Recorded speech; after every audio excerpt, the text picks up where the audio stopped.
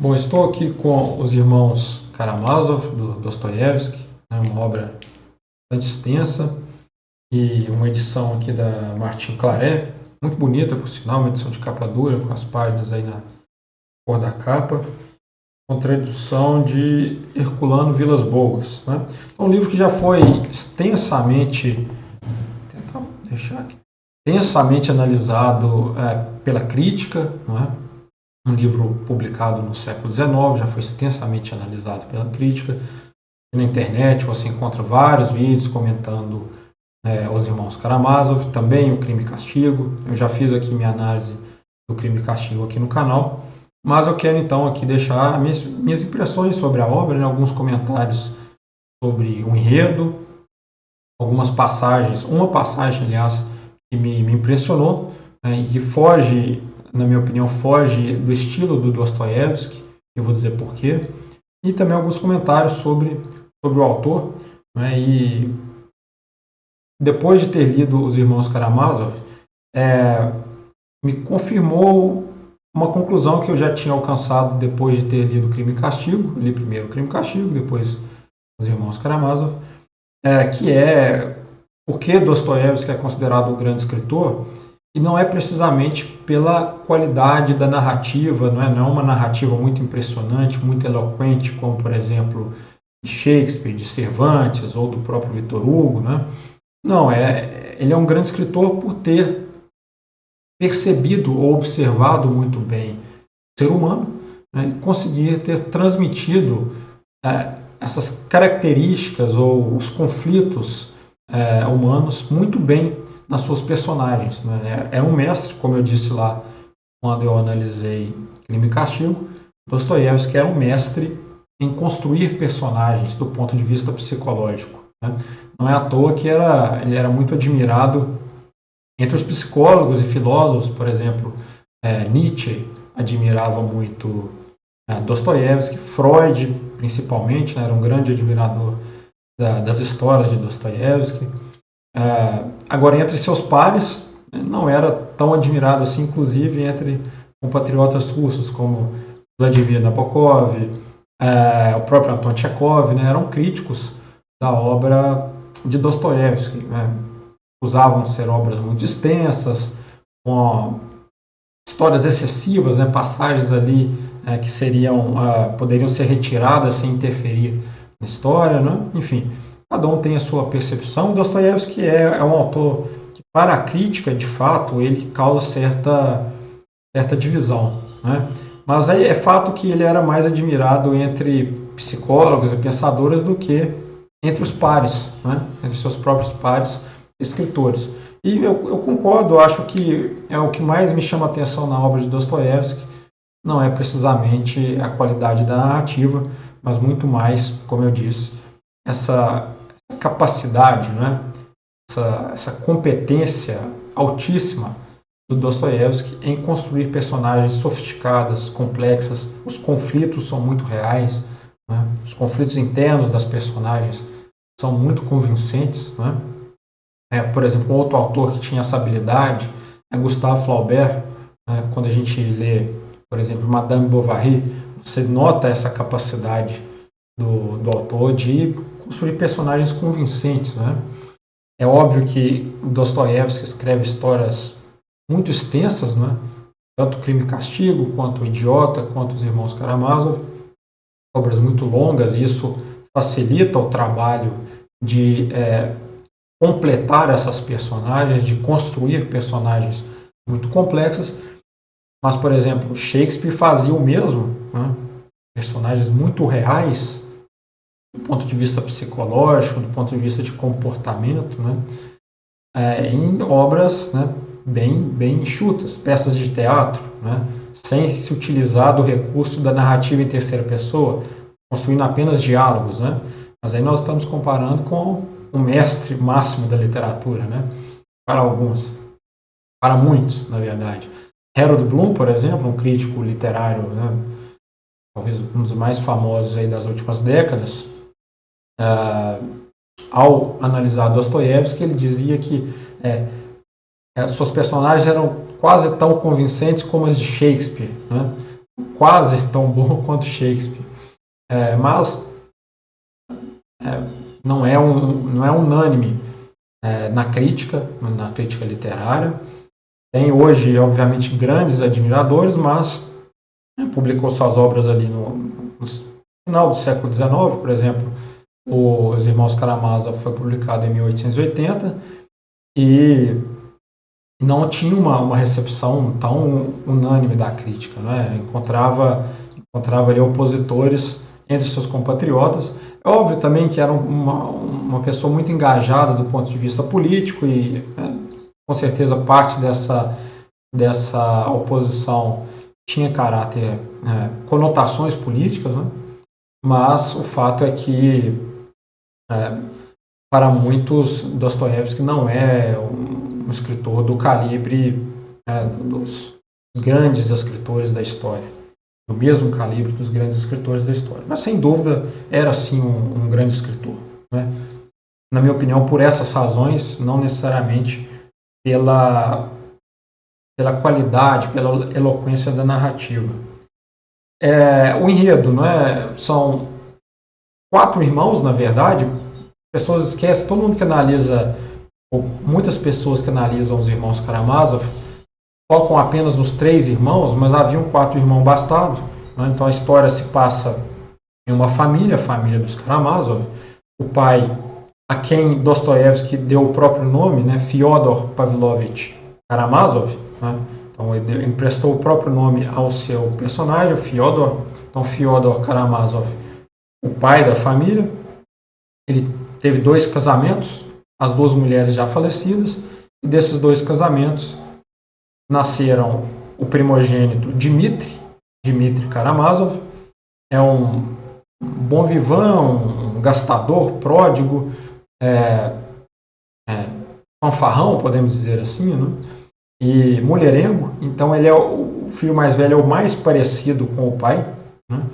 O filho do meio, o Ivan Karamazov, é um intelectual, sujeito inteligentíssimo, e tem algumas reflexões dele no livro sobre a existência de Deus ou não, né? Muito profundas, né? São passagens muito impressionantes.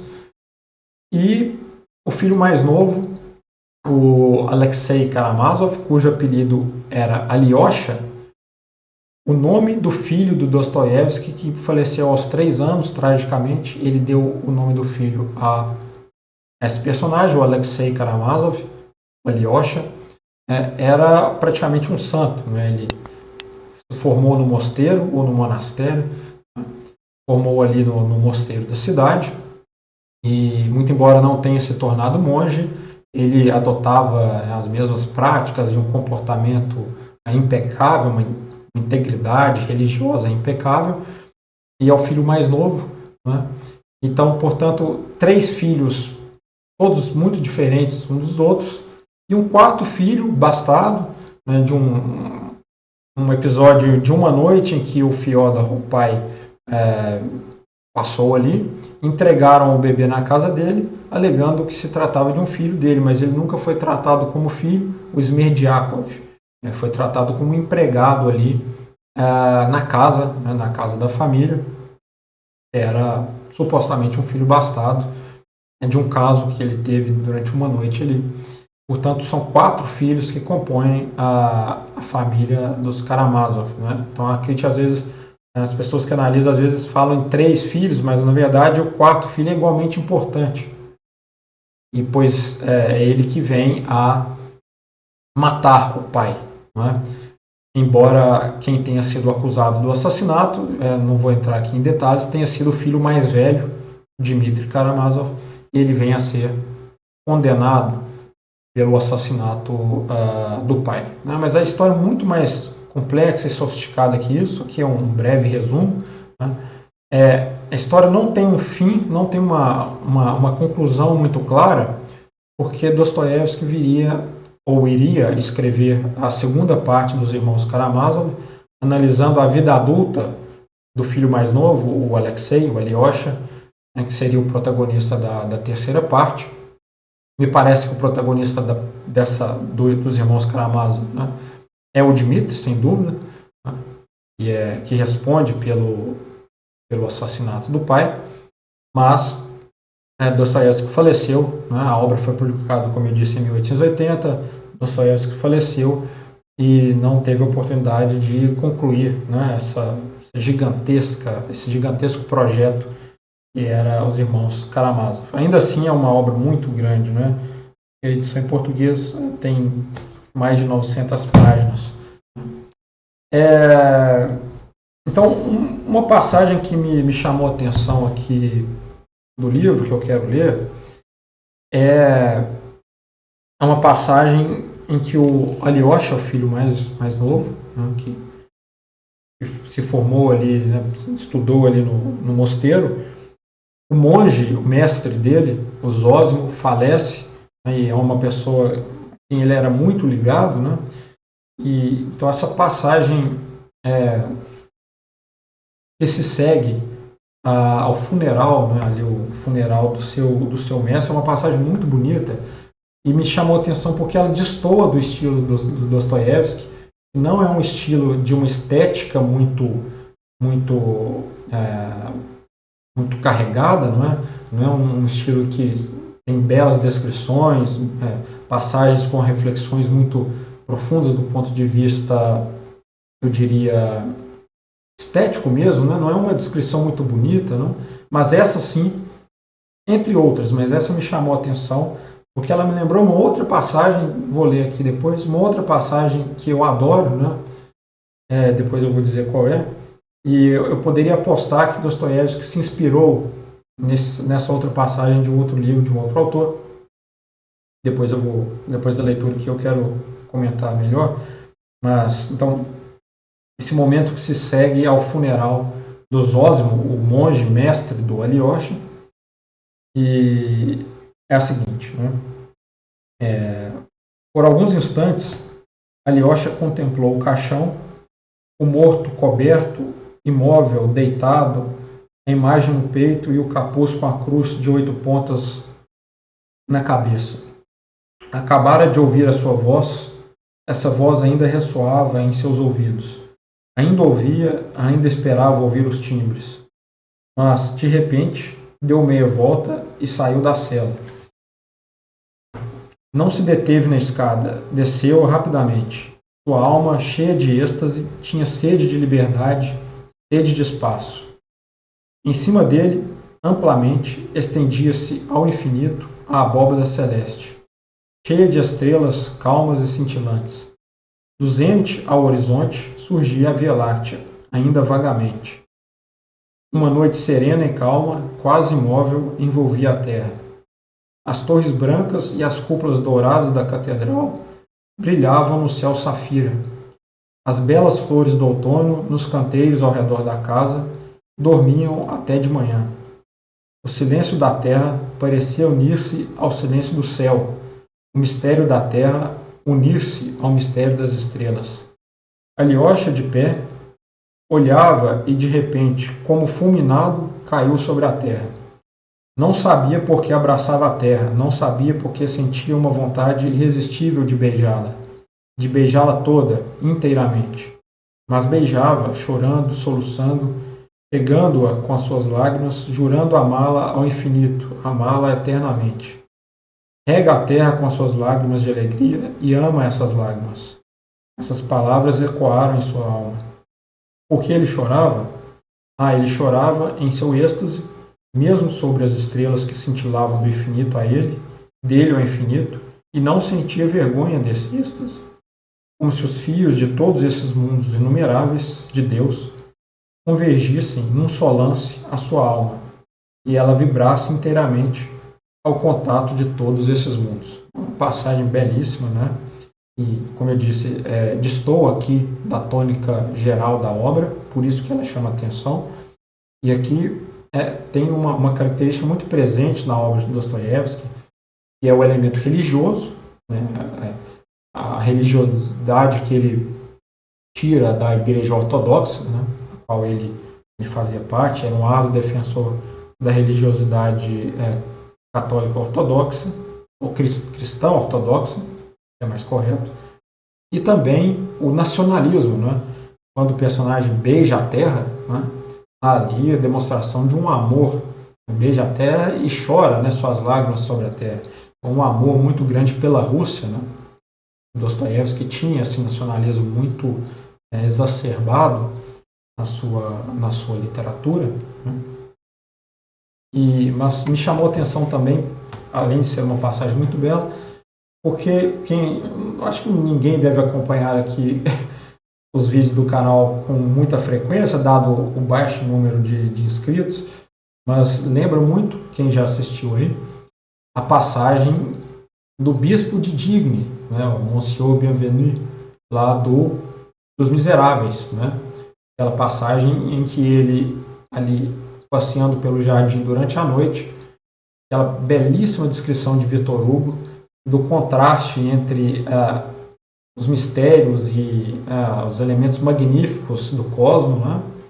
Ali contrastando com a simplicidade, a pobreza, a humildade do bispo, e ele se bastava ali em toda a sua simplicidade, mas a sua alma estava elevada aos mistérios de Deus, né? Então lembra muito, eu poderia postar, né, se existisse essa possibilidade, eu poderia postar que Dostoiévski leu essa passagem dos Miseráveis, ficou igualmente impressionado, e aqui, nessa passagem do Alyosha, porque é muito parecida a descrição, né? O silêncio da terra parecia unir-se ao silêncio do céu, o mistério da terra unir-se ao mistério das estrelas, né? Então, se você quiser, vá lá no vídeo em que eu analiso a primeira parte, né? Tem 2 vídeos que eu analiso os Miseráveis. Na parte 1, você vai ver lá a leitura dessa descrição, e é muito semelhante. É muito semelhante. Eu poderia apostar que Dostoiévski se inspirou nessa passagem de Victor Hugo, lá nos Miseráveis, para construir essa passagem aqui com Alyosha, que de fato é belíssima, né? Como eu disse, Os Irmãos Karamazov foi publicado em 1880 e Os Miseráveis em 1862. Portanto, 18 anos aí de diferença, um espaço mais do que suficiente para que Dostoiévski tenha lido e relido Os Miseráveis e se impressionado, né, a ponto de retratar, ou eu diria refletir, talvez, a passagem do Bispo de Digne na sua própria obra, né? Então, de fato, aqui me chamou a atenção essa passagem, entre várias outras. A parte final do livro também muito bonita, em que o Alyosha faz ali um discurso para os garotos que ele ensinava ali, então muito bonita também, mas o livro fica com esse hiato, né? Ele fica mal acabado porque viria uma segunda parte, né? Então é isso, recomendo aí a leitura dos Irmãos Karamazov, sem dúvida, tá?